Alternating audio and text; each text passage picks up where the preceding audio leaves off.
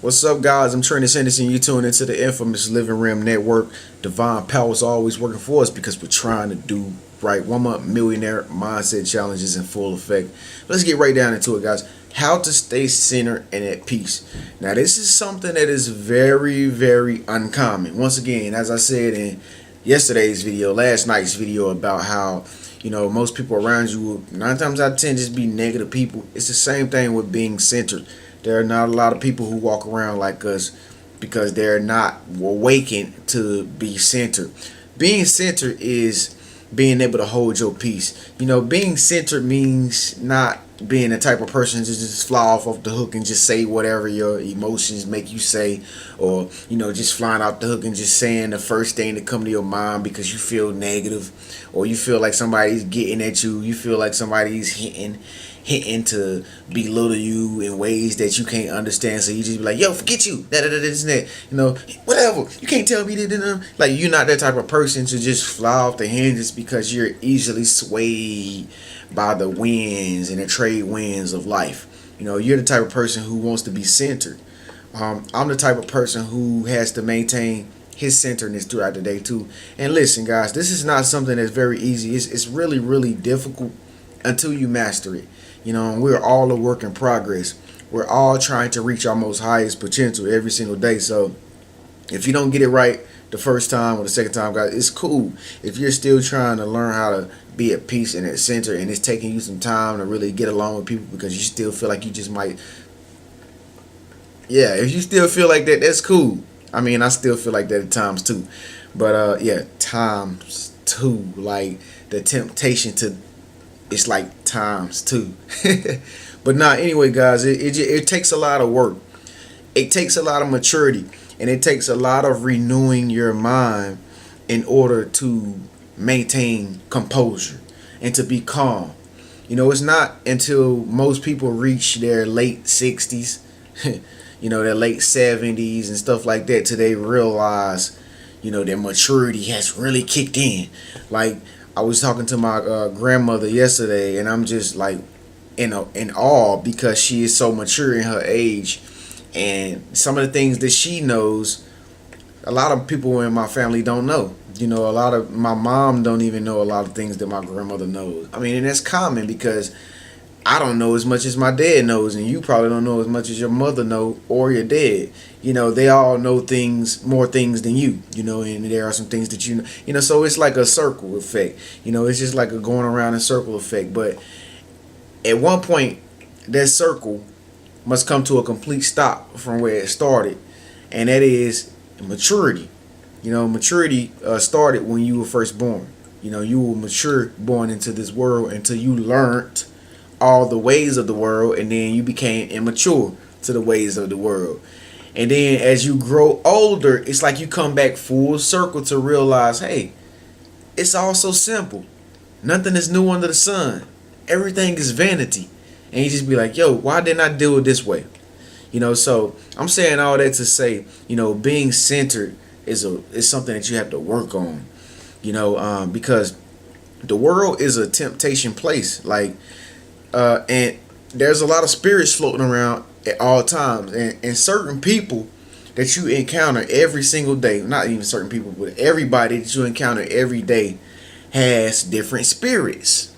Now, I had a long debated conversation about this the other night with my wife and whatnot. We were talking about spirits, and how spirits is different from demonic energy and stuff like that, and the soul. Like, is the spirit different from the soul, and the soul different from the spirit? If you ask me, it's all one.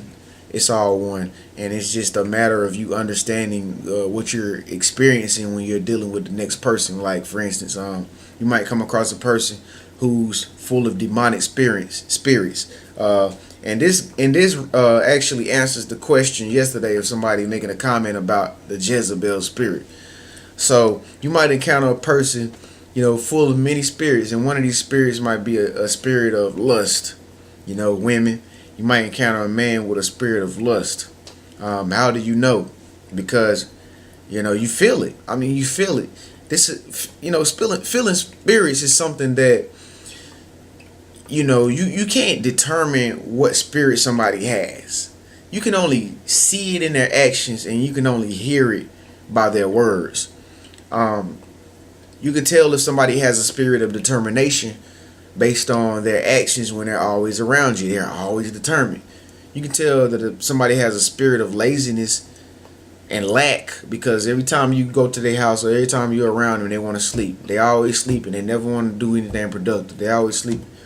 You can tell if somebody has a spirit of perversion or lust because they always talk about sex. They always talk about having sex with the next man, having sex with the next girl. They always talking about how good it feels, or they always probably showing you examples of what it was like, and stuff like that. So it's very easy, but at the same time, it's kind of hard to really understand spirits of a person, Like a lot of people tell me I got a spirit of ambition. And the spirit of ambition on me, it's like, don't calm down. So for calm people, I'm difficult to deal with it's difficult for me to deal with calm people, and calm people have a difficult time dealing with me. At times I can think I know everything, but I really don't. At times I tend to just want to go and do when I need to just be chilling and relaxing, getting some rest, being cool, being calm, instead of getting upset, angry, having anxiety and stuff like that. So, like I said, once again, in a nutshell, guys, in conclusion, everybody has different spirits, so those spirits are strong on some, like whatever, it's hard to explain. Some spirits are strong on some people, and it takes you to be a much centered, much more mature person to deal with certain people. Like certain people, you're gonna come, like your best friend, for instance. If you have a best friend out there, your best friend has spirits. They may be good, they may be bad. I don't know, but your best friend has more influence on you because her or his spirits attract you. Her spirits attract you to her. That's why you like her. Whether they're good spirits or bad spirits or not, she has very strong spirits. Now the soul, on the other hand, is just the whole embodiment of the person behind the temple. Like, this is like, I'm coming from a place of my soul when I talk to you, but there are many spirits that influence the topics and the way I'm discussing this whole topic and stuff like that. Like, there are many spirits that are helping me to try to get the point across to you, through different moods and feelings and emotions to where you can understand. But at the end of the day, I'm a soul who's just being used as a vessel, through the universe. You understand what I'm saying? You get it? So how do you be centered when you go around other people? Now, it's very hard. Like I said, guys, some people, now I'm going to say it again, some people have spirits on them that have been on them for years, and they have not yet defeated these spirits, especially if it's negative, dark, evil spirits. Some people have spirits on them, that weigh them down so much that they don't even know that the spirit actually has full control over them. I know you've read stuff in the Bible, about how, I love to use examples of Jesus. How Jesus was casting out spirits in certain people, and these spirits were so troublesome and so great of an impact on the person that they actually ran to a sheep or I can't remember what animal it was, but it ran to an animal, and the animal got the spirit in it, and it jumped into the lake or something like that, And it's really real. Like, it's really real. Even though you don't have nobody like Jesus walking around today, stuff like that is really real. Because spirits, in order for you to be centered in that at peace with yourself, guys, you have to block other people's spirits from jumping into your whole spiritual being. You see what I'm saying? And so you have to be kind of like every day when you go outside, whether it's your job, your work, you go to events, sporting events and all this and that, that's cool. But at the same time, you have to be a spiritual being when you're doing all this fun stuff. You see what I'm saying? And this is how you guard yourself, and this is how you maintain that peaceful attitude. This is how you maintain that beauty and that nice, pretty aura. And you don't let nobody in your aura of negative energy. And this is why, a lot of people wonder why this woman is so pretty and she's so attractive and she looks so good. Probably because she's good at deflecting negative energy. You ever thought about that? You might see what somebody looks like on the surface, but you don't know what they have to go through in order to get to where they are. See, a lot of people look at me and say, Trent, you a handsome guy. You got it going on. Ooh, you got some muscles now. Ooh, you looking good. You sexy. Teeth straight. Oh my God, you a sexy, Trenius. But they don't know the demons that I had to battle in order to get here. They don't know all the spirits on other people that try to pull me down every single day. You understand what I'm saying? So, it's really real, guys. If you want to elevate and ascend to higher levels in your spirituality, in your life, in your everyday lifestyle, you have to be a person that is able to deflect negative energies and spirits of other people around you. Basically, what I'm saying is you can't let people get to you.